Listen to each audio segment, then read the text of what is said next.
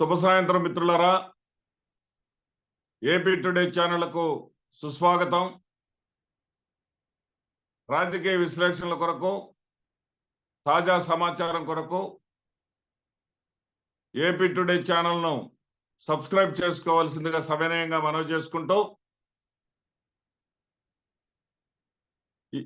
ఆంధ్రప్రదేశ్ రాష్ట్రంలో ఈరోజు పురంధేశ్వరి గారు ఏలూరులో ఒక వ్యాఖ్య చేశారు. ఏమన్నారంటే, తెలంగాణలో జనసేన పార్టీ తోటి భారతీయ జనతా పార్టీ అక్కడ అధ్యక్షులు తెగతెంపులు చేసుకున్నప్పటికీ, అంటే అక్కడ జనసేన అవసరం లేనప్పటికీ, ఇక్కడ ఆంధ్రప్రదేశ్లో మాత్రం జనసేన బీజేపీతోనే కలిసి ఉంది. జనసేన బీజేపీ కలిసే ఉన్నాయి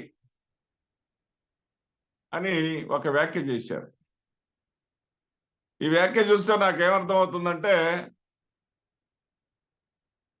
ఆడుకుందాం ఆంధ్ర అని ఒక కార్యక్రమాన్ని జగన్మోహన్ రెడ్డి గారు పెట్టారు. ఆంధ్రప్రదేశ్ రాష్ట్రంలో గ్రామీణ పట్టణ ప్రాంతాల్లో మరి ఔత్సాహికులైనటువంటి బాలబాలికల్లో క్రీడా అవకాశాలను మెరుగుపరిచి వాళ్ళని జాతీయ అంతర్జాతీయ స్థాయికి పెంచే ప్రయత్నంలో భాగంగా ఆడుకుందాం ఆంధ్ర అంటూ ఒక కార్యక్రమాన్ని చేపట్టి మరి క్రీడలను ప్రోత్సహించేటటువంటి సంకల్పంతో దాదాపు 15,000కు పైగా ఉన్నటువంటి ప్రతి సచివాలయానికి కూడా ఇప్పటికే ఆ క్రీడా సామగ్రి చేరటం కూడా జరిగింది. దాదాపు 120 కోట్ల రూపాయల ఖరీదు చేసేటటువంటి ఆ సామగ్రి. అదేవిధంగా రాష్ట్ర స్థాయిలో పదవులు లక్షల్లోనూ, మరి జిల్లా స్థాయి పదవులు వేల రూపాయల్లోనూ ఇవ్వటం జరుగుతా ఉంది. కానీ జగన్మోహన్ రెడ్డి గారు ఆట ఆడుకుంటుంది, ఆటల్లో డెవలప్ చేస్తున్నారు రాష్ట్రాన్ని, అది వేరే సంగతి. రాజకీయ పార్టీలతో ఒక ఆట ఆడుకుంటున్నారు ఆంధ్రప్రదేశ్కు సంబంధించి అనిపిస్తా ఉంది. ఈయన వేసే ఎత్తుగడలకు,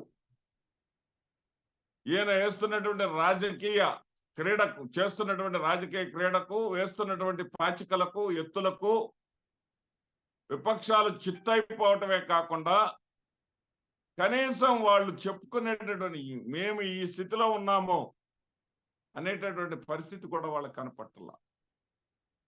ఏ ఒక్క పార్టీనైనా తీసుకోండి, అటు భారతీయ జనతా పార్టీని తీసుకోండి, జనసేన తీసుకోండి, తెలుగుదేశం పార్టీని తీసుకోండి, ఏ పార్టీ కూడా ఎన్నికలకు తన సమాయత్తతను కాన్ఫిడెంట్ గా జగన్మోహన్ రెడ్డి గారు ప్రకటించిన విధంగా ప్రకటించేటటువంటి స్థాయిలో లేనే లేవు.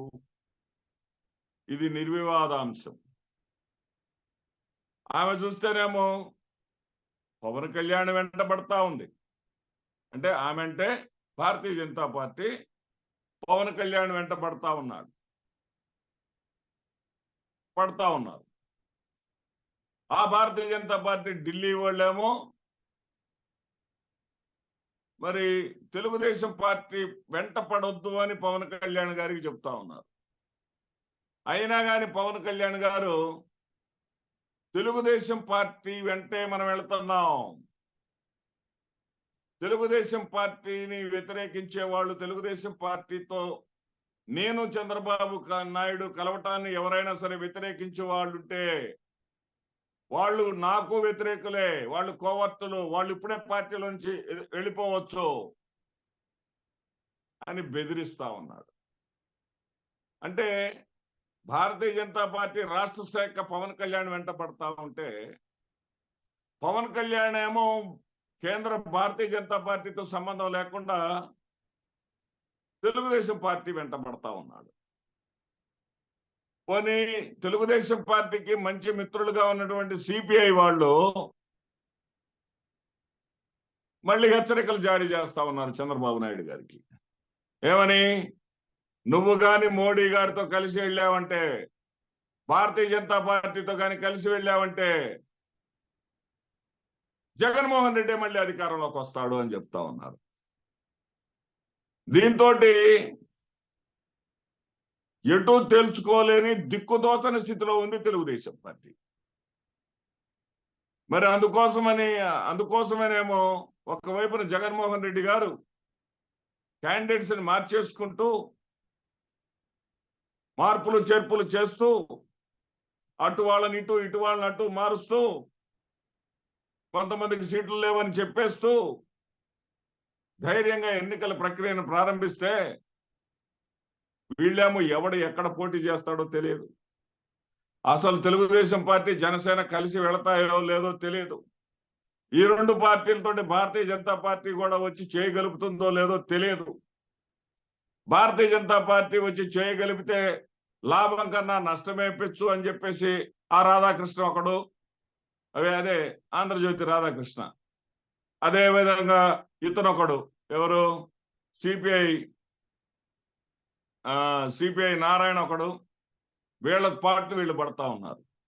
ఆ ఆంధ్రజ్యోతి రాధాకృష్ణ తన చేతిలో పెట్టుకున్నటువంటి ఆత్మసాక్షి గురించి ఒకటే ఒక్క మొక్కలో మనం చెప్పేయచ్చు. ఆత్మసాక్షి మన రీసెంట్ గా తెలంగాణ ఎన్నికల్లో కేసీఆర్ అధికారంలోకి వస్తున్నాడని రిపోర్ట్ ఇచ్చింది.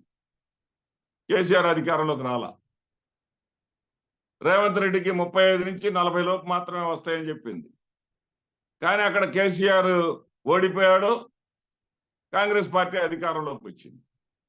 వాళ్ళు చెప్పింది ఎక్కడ ఏం జరగకపోయినా సరే అలా ఎప్పుడో మస్తాన్ తోటి కలిసి మస్తాన్ తోటి కలిసి ఉండంగా మస్తాన్ తీసేయక ముందు 2019 ఎన్నికలకు ఇచ్చినటువంటి రిపోర్ట్ని మాత్రమే మళ్ళీ చూపిస్తూ ఆ తర్వాత అట్టర్ ఫ్లాప్ అయినాయి. కర్ణాటకలో అట్టర్ ఫ్లాప్ అయ్యారు, ఉత్తరప్రదేశ్లో అట్టర్ ఫ్లాప్ అయ్యారు, ఆంధ్రప్రదేశ్ స్థానిక సంస్థల్లో అట్టర్ ఫ్లాప్ అయ్యారు. ఇవన్నీ ఏమి చెప్పకుండా అలా 2019లో మేము చెప్పినట్టు జరిగినాయి అని చెప్పేసి దాన్ని బూచిగా చూపిస్తూ వీళ్ళు మళ్ళీ కొత్త ఇస్తారు. వీళ్ళు ఇచ్చేదేంటి? ఎప్పటికప్పుడు ఎన్నికలు జరిగితే ఏ పార్టీకి ఆ పార్టీ విడిగా పోటీ చేసినా కానీ తెలుగుదేశం పార్టీ అధికారంలోకి వచ్చేస్తుంది, 95 సీట్లు వచ్చేస్తుంది. అంటే ఇది పక్కాగా ఎప్పుడో వచ్చిన విమర్శలు. అంటే మీడియా ద్వారా మాకు తెలిసినటువంటి సమాచారం. రాధాకృష్ణ ఇప్పుడు ఉన్నటువంటి శ్రీ ఆత్మసాక్షి వాళ్ళని కొనుగోలు చేసి వాళ్ళకి ఏదో ఫీడింగ్ ఇస్తూ వాళ్ళు కొంత డబ్బులు ఇస్తూ వాళ్ళు ఈ రాధాకృష్ణ రాసిచ్చినటువంటి స్క్రిప్ట్నే వీళ్ళు చెప్తాను. ఇప్పుడు రాసిచ్చినటువంటి స్క్రిప్ట్ కాకపోతే ఎక్కడ కూడా వైఎస్ఆర్సీపీకి 43% తక్కువ సీట్లు చూపించట్లా, 43% తక్కువ ఓట్లు చూపించట్లా. ఏదో ఒక సందర్భంలో 41% ఓట్లు అని కూడా చూపించారు. కానీ భారతీయ జనతా పార్టీతో కలిస్తే మాత్రం తెలుగుదేశం పార్టీ, జనసేన, భారతీయ జనతా పార్టీలకి వచ్చే ఓటు శాతం 43 లోపుకు పడిపోద్దంట. వైఎస్ఆర్సీపీ అమ్మంతగా 47కు పెరిగిద్దంట. ఇదంతా ఏంటంటే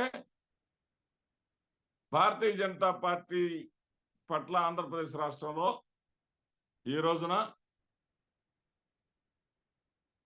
కోపంగా ఉన్నారు ప్రజలు. అందుట్లో ఏమాత్రం సందేహం లేదు. ఆ రోజుల్లో కేంద్ర ప్రభుత్వం మీద ఉండేటటువంటి వ్యతిరేకత ఈ రోజు ఆంధ్రప్రదేశ్ రాష్ట్రంలో భారతీయ జనతా పార్టీ మీద ఉన్నది. కాబట్టి ఆ వ్యతిరేకతతోటి ఎక్కడ మరి తెలుగుదేశం పార్టీకి ఏదన్నా అవకాశం ఉందనుకుంటే ఆ అవకాశం ఎక్కడ పాడైపోద్దానని ఆ ఇద్దరు కలవకుండా, అది భారతీయ జనతా పార్టీ తోటి తెలుగుదేశం పార్టీ కలవకుండా ఉండాలని వీళ్ళ యత్నాలు వీళ్ళవి. మరి చంద్రబాబు నాయుడు గారు సరే వీళ్ళు చెబుతున్నారు కదా అని భారతీయ జనతా పార్టీని వదిలించుకుంటాడా? అమ్మో భయం ముందు పుట్టి చంద్రబాబు తర్వాత పుట్టాడు.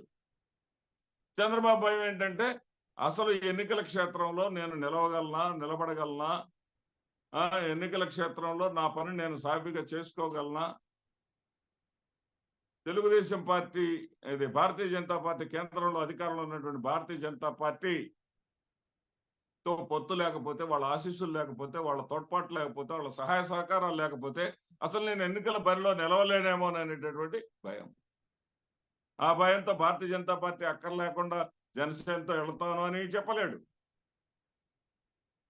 మరి పోనీ జనసేనతోటి పొత్తు పెట్టుకున్నామంటే ఒక ప్లాన్ ఉంది. జనసేన పొత్తు విషయంలో ఒక ప్లాన్ ఉంది అతనికి. ఏమిటంటే ఓ 30 సీట్లు అతనికి ఇస్తాడు. 30 సీట్లలో 10 సీట్లు మాత్రమే జనసేనకి ఇస్తాడు. 30 సీట్లలో జనసేన అభ్యర్థులు 10 మంది మాత్రమే ఉంటారు. ఇది ఎట్లా అంటారా? మీరే చూడండి. మొన్న కూకట్పల్లిలో 39,000 ఓట్లు వచ్చినటువంటి ఒకే ఒక్క నియోజకవర్గం కూకట్పల్లి. మిగతా అన్ని కూడా 4,000 లోపే. తాండూరులో మాత్రం 4,097 వచ్చినాయి. మిగతా అన్ని 4,000 కన్నా తక్కువ 1,000, 2,000 వచ్చిన సీట్లు కూడా ఉన్నాయి 8 చోట్ల జనసేనకి. కానీ 39,000 ఓట్లు వచ్చింది ఎవరికి? భారతీయ జనతా పార్టీ నుంచి రేపు బీఫామ్ ఇస్తారనంగా భారతీయ జనతా పార్టీ నుంచి జనసేన పార్టీలోకి వచ్చినటువంటి అభ్యర్థికి ప్రేమ్ కుమార్ అనేటటువంటి. అంటే దాని అర్థం ఏంటి? రేపు తెలుగుదేశం పార్టీ తరఫున పేరుకేమో 20 సీట్లు ఇస్తారు జనసేనకి, 30 సీట్లు ఇస్తారు. దాంట్లో పవన్ కళ్యాణ్ చెప్పిన విధంగా, అందుకే పవన్ కళ్యాణ్ పదే పదే చెప్తున్నాడు, సీట్లు పొత్తుల విషయం నేను చంద్రబాబు చూసుకుంటాం, ఎవరు ఏలు పెట్టడానికి లేదు, కాలు పెట్టడానికి లేదు, నోరు పెట్టడానికి లేదు, కళ్ళు పెట్టడానికి లేదు అని చెప్పే కారణం అదనమాట. 10 సీట్లు మటుకు ఇస్తాడు. మిగిలిన 20 సీట్లు తెలుగుదేశం పార్టీ వాళ్ళనే జనసేన తరఫున పోటీ చేయమంటాడు. అవసరమైతే కామన్ గా ఒకే గుర్తు అందరం కూడా సైకిల్ మీద పోటీ చేద్దామనే స్థాయి కూడా దిగజారవచ్చు. ఇది వీళ్ళు ఎన్ని చేసినా సరే మబ్బుల్లో నీళ్ళని చూసి, ఏది వాళ్ళు ఇంటికి ఒకళ్ళకి అమ్మఒడి కాదు, ఇంట్లో 4 పిల్లలున్నా 3 పిల్లలున్నా ఇస్తాం అని చెప్పేటటువంటి మాటల్ని మబ్బుల్లో నీళ్ళు అంటాం. మబ్బుల్లో నీళ్లను చూసి కొండల్లో నీళ్లను ఒలకపోసుకునేటటువంటి అమాయకులు ఆంధ్రప్రదేశ్ ఓటర్లు కాదు. ఆంధ్రప్రదేశ్ ఓటర్లు మళ్ళీ జగన్మోహన్ రెడ్డి గారికి పట్టం కట్టబోతున్నారని మరి 3 నెలల తర్వాత లేదా 4 నెలల తర్వాత ఆంధ్రప్రదేశ్ రాష్ట్ర ప్రజలందరికీ, రాజకీయ విశ్లేషకులందరికీ, ఈ రాజకీయ నాయకులందరికీ అర్థం కాబోతున్నటువంటి సత్యమైనటువంటి అంశం. నమస్తే.